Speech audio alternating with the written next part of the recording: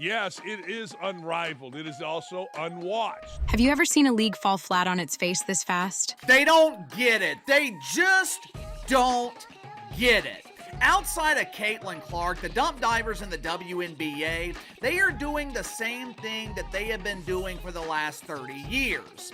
They are giving normal people every reason not to watch pretend basketball. Like, seriously? Did anyone actually think the Unrivaled League was gonna thrive without Caitlin Clark? Turns out the numbers are in and they are embarrassing. No Caitlin, no viewers, period. But that's just the beginning. We're about to unpack why Unrivaled is flopping, how Caitlin Clark is securing the bag with Nike while sitting courtside with Taylor Swift, and, oh boy, why Dijonai Carrington just can't seem to stay out of the drama. Stick around, because this is about to get messy. Just when you thought things could not get any worse for the entrepreneurial dump divers in the WNBA.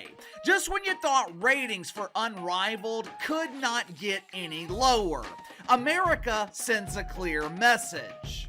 Actually, America sent them a clear reminder: we are not interested in watching pretend basketball. What happens to a basketball league when the most popular player in the sport doesn't show up? Well, TNT just found out the hard way when Caitlin Clark decided to skip their new Unrivaled League, and the numbers are absolutely brutal. Look, let's be honest. We can sugarcoat it all you want, but if you don't have Caitlin Clark playing women's basketball, or if you're not the NCAA tournament playing women's basketball, you got nothing. The numbers don't lie. TNT released the ratings for Unrivaled's debut games, and they barely mustered an average of 312,000 viewers across TNT and True TV.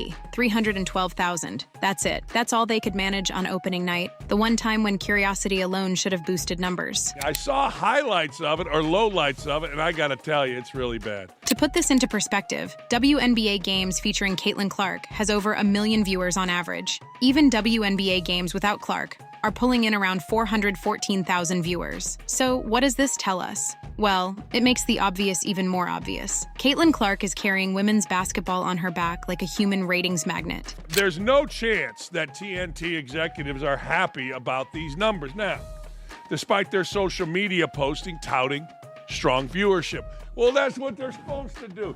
Look, you and I both know, right? We both know. No Caitlin Clark, no watch. No Caitlin Clark in the league. And before the Angel Reese stands start foaming at the mouth, let's get something straight. Reese was playing in the second game that night, and still, no one cared. But who wants to see a goofy 6'6" woman miss layups? If she's really as big of a draw as she claims, why didn't those numbers go up? Yeah, the reason why we watching women's basketball is not just because of one person, it's because of me too, and I want y'all to realize that. The truth is, Unrivaled without Caitlin Clark is like a party without music, just awkward and depressing. Let's not forget, this isn't the first time we've seen such a dramatic drop in viewership. Remember when Clark's Indiana Fever got eliminated from the WNBA playoffs? The very next game saw a staggering decline, with ratings plummeting from 2.54 million viewers to just 929,000. If you do the math, that's a 64% drop. It's pretty obvious. Without Caitlin, the audience tunes out. So when you asking me like, yo, I get it, everybody's watching women's basketball now, who's the real reason? Well, yes, you are right. Reese has a small amount of that, right? But the other real credit goes to Caitlin. Not just because what she's doing outside the court, that she's waving her hand and all that. It's because she's giving buckets in basketball, right? And she looks like Steph Curry. And that's simple. Now, while Unrivaled is flopping, Caitlin Clark is out here making power moves. Nike just announced they're finally dropping her signature shoe and her own logo. CEO of Nike, Elliott Hill, talked to Fortune and did discuss Clark's forthcoming signature shoe. Nike is looking ahead.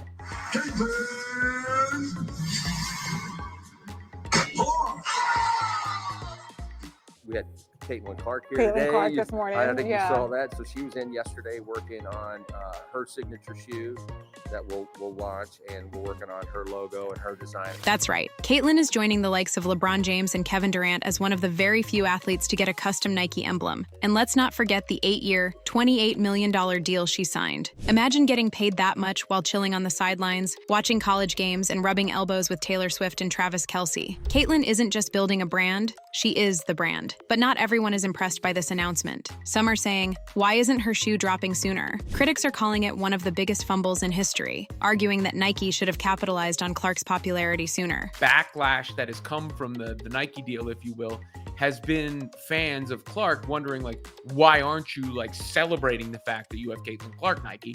You know, you have maybe the most popular basketball player in the world, period.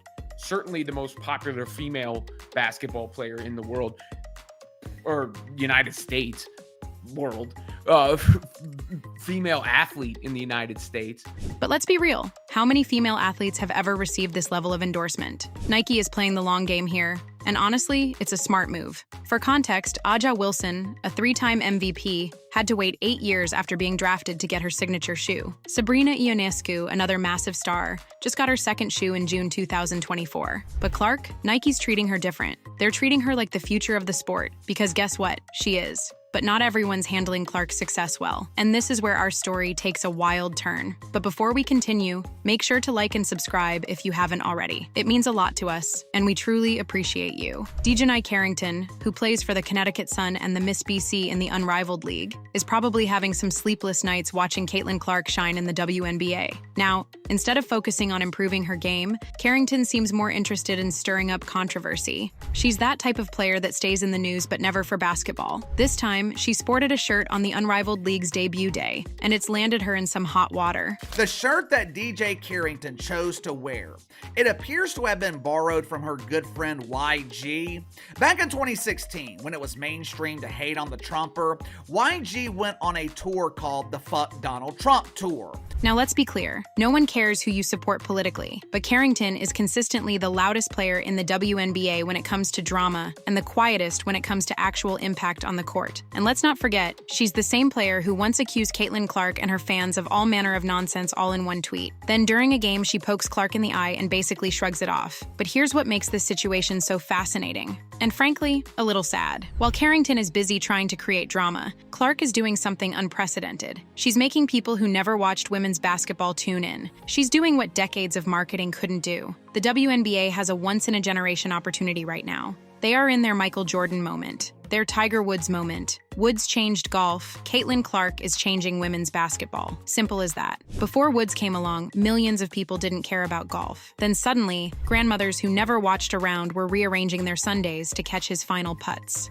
Now, grandfathers who used to roll their eyes at women's sports are clearing their schedules to watch Clark light it up for the Indiana Fever. Why? Because they're not just incredible athletes, they're pure entertainment. They pull off shots, or in Clark's case, ridiculous passes, that no one else even attempts. And they do it in a way that feels personal, often standing out on the screen, all eyes on them, making it impossible to look away. Of course, not everyone's a fan. Just like Woods, Clark has doubters, people who can't believe someone so young can take over a sport that fast, making the leap from college to the pros and thriving right away. But that's the thing about game changers. They don't wait around for permission. They just show up and take over. Let's look at what happened when these transcendent stars emerged in other sports. Boxing had Floyd Mayweather. MMA had Ronda Rousey. Tennis had Serena Williams. In each case, these stars lifted their entire sport. They made everyone around them more valuable, more visible, more marketable. That's exactly what Clark is doing for women's basketball, whether some players want to admit it or not. Meanwhile, Caitlin Clark is running it back with her all-star teammates next season. The best backcourt in the WNBA remains intact because Kelsey Mitchell is back, staying with the Indiana Fever and going back-to-back with that backcourt with Caitlin Clark. The Indiana Fever announced last week that they've re-signed free agent guard Kelsey Mitchell, keeping their dynamic backcourt intact. While the details of Mitchell's contract weren't immediately available, her impact on the court speaks for itself. She's coming off the best season of her 7-year career, starting 38 of 40 games and averaging 19.2 points on 46.8% shooting from the field and 40.2% from three. And the idea Mitchell would want to go anywhere else was always a little odd. It was always a little strange because, again, she became a much bigger star. She shined in the role. Her life was made easier on the court, and she gained so many new fans because of how gifted a bucket getter she is. But Mitchell's value goes beyond the numbers. She was a key mentor for Clark as the rookie navigated the jump from college to the WNBA and the sky-high expectations that came with it. Clark handled it all like a pro, winning Rookie of the Year and being named AP Female Athlete of the Year. Now, with Mitchell back, the Fever are gearing up for an even bigger season ahead. Speaking of the season ahead, the WNBA season starts May 16th, and let me make a prediction. Every Clark game will be must-see TV. Every other game? Well, hope you enjoy playing in front of friends and family. And you know what? That's fine. That's how sports work. There's always one transcendent star that elevates the entire game. The problem is, we've got a bunch of role players who think they're the star, and they're making themselves look ridiculous in the process. The WNBA has a choice to make right now. They can embrace Clark's popularity and use it to grow the entire sport, or they can let internal jealousy and drama tear apart their best chance at mainstream success. The question isn't whether Caitlin Clark is changing women's basketball. The numbers already prove she is. The real question is, will the rest of the sports players and executives be smart enough to ride this wave instead of fighting against it? Because right now, they're literally leaving money on the table by trying to deny the obvious. Caitlin Clark isn't just a star, she's the star. And as these Unrivaled League numbers prove, without her, women's basketball is right back where it started. Let us know what your thoughts are in the comment section below. Are you Team Clark, or do you think the media is overhyping her impact? Thanks for watching.